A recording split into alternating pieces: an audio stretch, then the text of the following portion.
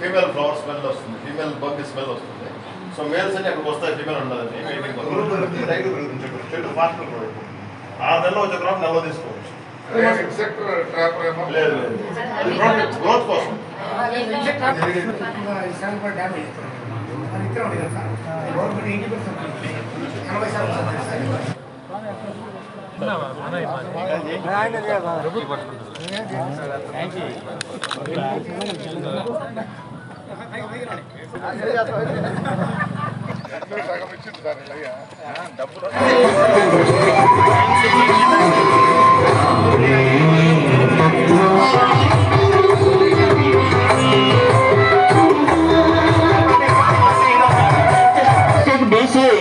మన పాఠశాల హెచ్ఎంగా కూడా వేదిక మీదకి రావాల్సిందిగా ఆహ్వానిస్తున్నాము.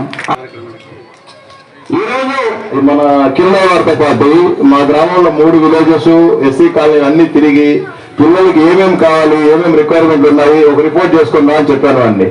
వాడు వెళ్ళి వచ్చేసి 3 ప్రాబ్లమ్స్ చెప్పారు సార్. మేజర్ గా 3 ప్రాబ్లమ్స్ చెప్పాడు. ఆ 3 ప్రాబ్లమ్స్ ఏంటంటే, ఒకటి మురుగుదొడ్లు, వాష్రూమ్స్ బాగాలేమన్నారు, బట్ ఎలాగో గవర్నమెంట్ మొన్న చేసినట్టున్నారు. తర్వాత ఫుడ్ క్వాలిటీ అది సరిగా ఉండట్లేదు అన్నారు. దానికి మనము మేడంకి చెప్పి స్పెషల్ రిక్వెస్ట్ చేసుకొని, మేడం క్వాలిటీ బాగుండాలా, మెరుగ్గా ఉండాలా, మీరు ఇంట్రెస్ట్ తీసుకొని హెడ్ మాస్టర్ మేడం చెప్తే ఆమె దాన్ని కొంచెం మెరుగుపరిచారు. కొంచెం గట్టిగా ఆ కుక్ వాళ్ళకి కానీ క్వాలిటీ మెయింటైన్ చేయాలని చేశారు ఆమె. ఇంకా తర్వాత పోతే ఇంకా మా గ్రామంలో ఇరిగేషన్ అనేది కొంచెం ప్రాబ్లమే. వర్షాలు మనకి ఇరిగేషన్ ఫెసిలిటీస్ కెనాల్స్ ఏం లేవు. సో దానివల్ల ఏంటంటే అందరూ వలసలు వెళ్ళిపోతారు. లేదంటే ఇండస్ట్రీస్ ఉన్నాయంటే ఇండస్ట్రీస్ లేవు, ఉద్యోగాలు వచ్చేదానికి అవకాశాలు లేవు. అందరూ ఇట్లా బెంగళూరు, హైదరాబాదు, తెలంగాణ వెళ్ళిపోతూ ఉంటారు. వాళ్ళతో పాటు పిల్లల్ని కూడా తీసుకెళ్తారు. వాళ్ళకు 3 నెలలు పని చేస్తాడు, 6 పని లేదంటే మళ్ళీ వాడు ఇంటికి వస్తాడు. అప్పుడు పిల్లలు చదువు ఇబ్బంది పడుతున్నారు. దానికి ఏంది మార్గం అంటే, ఒక హాస్టల్ ఫెసిలిటీ క్రియేట్ చేస్తే పిల్లల్ని ఇక్కడ వదిలేసి వాళ్ళ తల్లిదండ్రులు ఎక్కడైనా ఉద్యోగాలకు పోయినా పిల్లలకి ఇక్కడ ఫుడ్ కి షెల్టర్ కి ఇబ్బంది ఉండదు. బంధువులలో కూడా వదిలిపెట్టి వెళ్ళలేము. బంధువులు ఏదో 1 రోజు 2 రోజులు చూస్తారు. సో అలా అనుకుని అప్పుడు ఇంకా బీసీ హాస్టల్ ఒకటి కలదామని చెప్పని అనుకున్నాము. అందులో ప్రభుత్వం మారడము, మా ఉగ్రన్న ఎమ్మెల్యే అయిన తర్వాత ఫస్ట్ నేను ఫస్ట్ ఆఫీస్కి వెళ్ళిన తక్షణమే ఇలా లెటర్ కావాలన్నా ఒకటంటే సీఏకి ఫస్ట్ లెటర్ ఇవ్వాలి, ఫస్ట్ లెటర్ ఆయన ఫోన్ చేస్తూ ఉండి కూడా మనకి సంతకం పెట్టించాడు ఆ రోజు లెటర్, హాస్టల్ పర్మిషన్. వాళ్ళ ప్రోత్సాహము, మళ్ళీ మీ అందరు సపోర్ట్, మీరు ఇందాక చెప్పినట్టు మీ అఫీషియల్స్ అందరూ సపోర్ట్ వల్ల ఫైనల్లీ ఈ హాస్టల్ ఫెసిలిటీ అనేది ఒక సక్సెస్ఫుల్ గా జరిగింది. ఇంకా నెక్స్ట్ ప్రోగ్రామ్ మేము పిల్లల్ని ఇక్కడ తీసుకురావడము, వాళ్ళని ఇక్కడ మెయింటైన్ చేయించడము, మళ్ళీ అలాగే రిజల్ట్స్ బాగా రావాలనుకుంటే మా టీచర్స్ ని, హెడ్ మేడం గారిని, మా టీచర్స్ అందరినీ కూడా, సార్ ఉగ్రన మా 160 ఉన్న స్ట్రెంత్ ఈరోజు 260 ఉంది. లాస్ట్ 2 years లో స్ట్రెంత్ పెరుగుతూ ఉంది. మా స్కూల్ కి క్వాలిటీ ఇస్తున్నాం కాబట్టి ఇప్పుడు హాస్టల్ వల్ల ఇంకా కొంచెం స్ట్రెంత్ పెరుగుతుంది. మీరు సార్ మనకి కలెక్టర్ గారితో మాట్లాడి మనకి ఇక్కడ లోకల్, ఇప్పుడు హాస్టల్ కి ఇక్కడ లోకల్ గా మేము రిక్రూట్ చేసుకోవడానికి కుక్ని కానీ లేదా క్లీనింగ్ స్టాఫ్ కానీ ఇక్కడ లోకల్ వాళ్ళకి ఎంపవర్మెంట్ ఇచ్చేదానికి కొంచెం లోకల్ గా అవుట్ సోర్సింగ్ దాంట్లో చేసేదానికి కూడా మీరు కొంచెం హెల్ప్ చేయాలి మాకు. దానివల్ల పిల్లలకి రిజల్ట్స్ బాగా వచ్చింది. అందువల్ల మన స్కూల్ మండలంలోనే 1 of the టాప్ స్కూల్స్. మీరు ఏదో ఒక టైంలో వారానికి 1 రోజు 2 రోజుల్లో ఈ హాస్టల్లో ఉన్న పిల్లలకి వచ్చి స్వయంగా వచ్చి 1 గంట టైం స్పెండ్ చేసి వాళ్ళకి కొన్ని క్లాసెస్, సబ్జెక్ట్స్ ట్యూటర్ చేసి కొంచెం మంచి రిజల్ట్స్ వచ్చేటట్టు చూస్తే మన హాస్టల్ ఇంకా బాగా పిల్లలు ఇంకా కొంచెం ఎక్కువ రిక్రూట్మెంట్ అవుతారు. ఎందుకంటే హాస్టల్లో బాగా చదువు చెప్తున్నారు అని చెప్పేసి ఒకటి కూడా వస్తుంది. సో అందుకని అయ్యవాళ్ళందరూ కూడా, చింతపూడిలో ఉన్న అయ్యవాళ్ళందరూ కూడా, పామూరులో ఉన్న అక్కడున్న నెలకు 1-2-3 రోజులు ఇక్కడ కేటాయించి పిల్లలకి అందరికీ ట్యూటింగ్ చేయాలని చెప్పేసి కోరుకుంటున్నాను. మరి మీరు నాకు సపోర్ట్ చేస్తారో లేదో నాకు తెలియదు.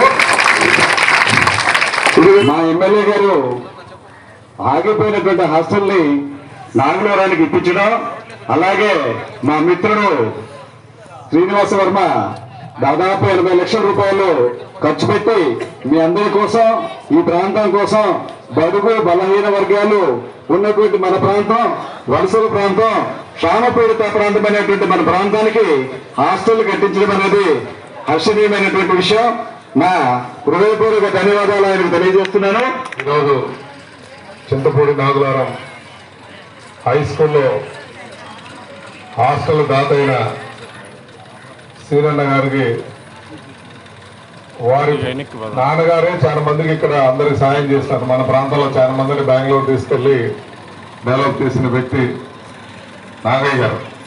ఇంకొకరికి సహాయం చేయాలనే ఒక సంకల్పం రావడం అనేది, ఎంతో మంది డబ్బున్న వాళ్ళు ఉండొచ్చు కానీ వీరికి ఆ రాజు అనే దర్పానికి ఒక పేరు తగ్గట్టుగా ఈరోజు చేస్తున్న వారి కుటుంబానికి అందరు గట్టిగా చేతులు ఉన్న వాళ్ళందరూ కొట్టండి. ఎవరెవరు చేతులు ఉంటే వాళ్ళందరూ గట్టిగా క్లాస్ కొట్టండి. ఏదైనా కొట్టమాకండి. నాకు అసలు ఆ బిల్డింగ్ చూడగానే ఆశ్చర్యం వేసింది. ఎంత గుండె పెద్దదో లేకపోతే దాతృత్వం అనే ఒక మనసు లేకపోతే అంత పెద్దది ఎవరు కట్టలేదు. వాళ్ళ అబ్బాయిని ఇక్కడ చదువుకోవటంలా, లేదా వాళ్ళ చుట్టాలు చదువుకోవటంలా. కానీ నా ఊరు నాగరి ఎప్పుడు వచ్చినా అదే గొడవ మా ఇద్దరికి. అన్న ఏ గ్రాండ్ వచ్చిన ముందు మా ఊరు అంట. మీ ఊరు కన్నా చాలా ఊర్లు ఉన్నాయి వెనకబడ్డాయి, వాటి ముందు వేలు నువ్వన్నీ ఉన్నావు ఏదైనా చేయడానికి. చాలా గ్రామాల్లో పోయే దారులు కూడా నాకు ఇబ్బంది పడే పరిస్థితి అని చెప్పి వారితో ఎప్పుడూ మాట్లాడడం జరిగింది. మరి అదేవిధంగా ఫైల్ పెట్టిన వెంటనే బీసీ వెల్ఫేర్ మేడం కానీ, మన కలెక్టర్ గారు కానీ, మన కలెక్టర్ గారు కూడా మేడం గారు ఈరోజు వచ్చింటే బాగుండేది, భలే ఎంజాయ్ చేసేవాళ్ళు. ఈరోజు గవర్నమెంట్ హాస్పిటల్ గురించి నన్ను పొగుడుతున్నారు కదా, దాంట్లో కార్యక్రమాలు మన తమీం అన్సారియా మేడం గారు. ఎందుకంటే మేడం గారి స్ఫూర్తి. ఆమె ఎక్కడో నార్త్ లో మేడం గారు ఐఏఎస్ ఆఫీసర్గా అక్కడ పనిచేస్తున్నప్పుడు చూసి ఈ సంకల్పంతో ఇక్కడ కూడా చేయాలి, నాకు ఎవరైనా సహకరిస్తారని నన్ను అడిగారు. ఎవరెందుకు మేడం, నేనున్నాను, నేను ముందుకు వస్తానని చెప్పి పైలట్ ప్రాజెక్ట్ కింద ముఖ్యమంత్రి గారితో మాట్లాడి మన కనీర్ హాస్పిటల్ని తీసుకొని ఈరోజు గవర్నమెంట్ హాస్పిటల్ ఆ విధంగా డెవలప్ చేయడానికి కంకణం కట్టుకున్న మేడం గారు. నిజంగా ఈరోజు ఈ హాస్టల్ చూస్తుంటే బీసీ హాస్టల్ రాష్ట్రంలోనే మన తల్లిదండ్రులు ఇక్కడ డబ్బున్న వాళ్ళు ఎంతమంది ఉన్నారు చెప్పండి? స్కూల్లో చాలా తక్కువ మంది ఉన్నారు. వాళ్ళు కష్టపడి పొలాలకు వెళ్ళి లేకపోతే ఇంకో విధంగా బయటకు వెళ్ళి కూలి పని చేసుకున్నాం, అక్కడేదో చిన్న చిన్న వ్యాపారాలు చేసి మన భవిష్యత్తు కంటే మీ భవిష్యత్తు కోసం వాళ్ళు కష్టపడుతున్నారు.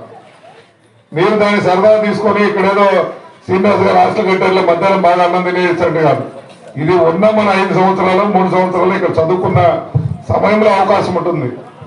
కాకపోతే మీరు చదివి మీలో గొప్ప అయినప్పుడు మీ సీనియర్ గారు హ్యాపీ ఫీల్ అవుతారు. మీ అంకులు భగవంతుడు ఎలక్షన్ లేనప్పుడు మేము కూడా ఇటువంటి కార్యక్రమాలు చేసుకుంటూ పోతే ఎంత బాగుండో అని మనసులో అప్పుడప్పుడు అనిపిస్తుంది. కానీ రాజకీయంగా రాబట్టి ఈరోజు ఈ స్కూల్ పర్మిషన్ ఇంకో అయితే ఏమవుతాడు, నాకేం రాదు మారుస్తాడు వల్ల, ఈ స్కూల్ ఇక్కడ మార్చడం వల్ల లేకపోతే హాస్టల్ మార్చడం వల్ల నాకేం వస్తుందని ఆలోచించి, లేకపోతే సీను పేరు వస్తే రేపు నాకు ఎక్కడ పోటీ వస్తుందని అడ్డుపడతాను. అటువంటి సందర్భాలు జరిగిన ఎన్నో డెవలప్మెంట్లు.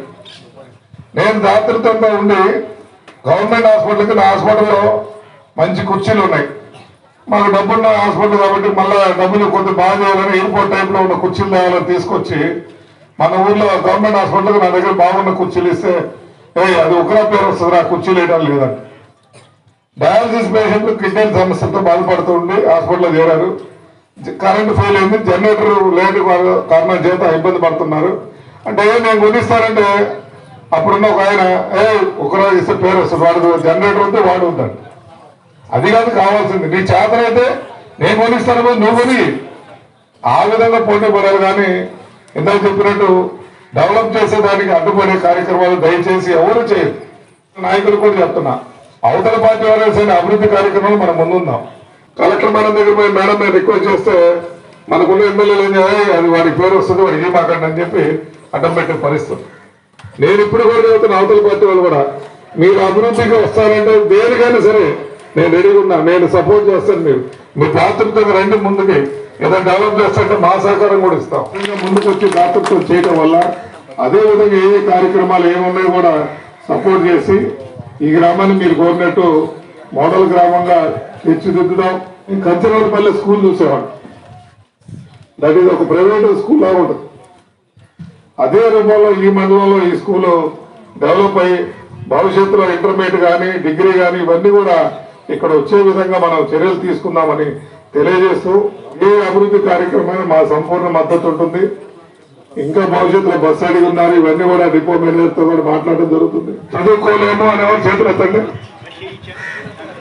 అలర్ట్గా ఉన్నారు అందరూ, దాని ఎవరైనా చేతులు ఎత్తారు, ఎందుకు ఎత్తమన్నారు సార్ అని అందరూ.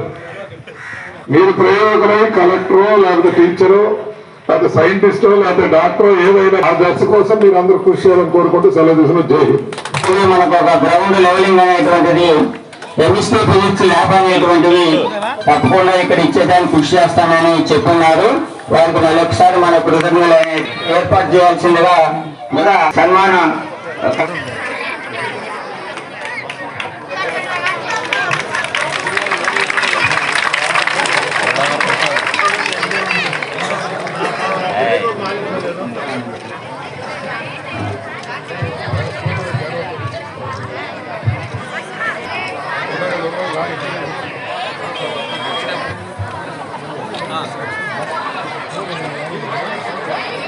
కనిగిరి హాస్పిటల్ డెవలప్మెంట్ దాంట్లో ఒక 25,000 రూపాయలు నేను ఇవ్వడానికి తెలియజేస్తున్నాను సార్. ఓకే